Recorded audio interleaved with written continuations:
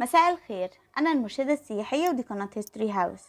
والنهاردة قصة حياة فنان في دقيقة، وفناننا النهاردة من نوع مختلف، برهان صادق. تاريخ ميلاده 18 يناير 1917، تاريخ وفاته 1 يناير 1970. ممثل وبطل لبناني في رياضة الملاكمة. بدأ حياته بطب أسنان، واشتغل كمان دكتور أسنان لفترة طويلة، وبعد كده تفرغ للملاكمة والرياضة، ونزل على مصر علشان آه، يقدر يتشهر بصورة أسرع. ومثل 3 أفلام في حياته، أول نظرة والغيرة والمنتصر. وبعد كده قرر انه يسيب كل حاجة ويتفرغ للتصوير الفوتوغرافي.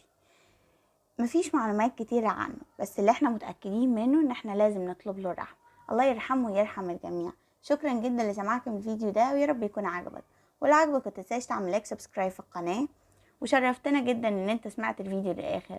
واحب اقولك ان قصة حياة الفنان لا يمكن تكون في دقيقة، وعشان كده استنانا في قصص حياة الفنانين اللي جاية. يا ترى هنتكلم عن مين؟ سلام عليكم.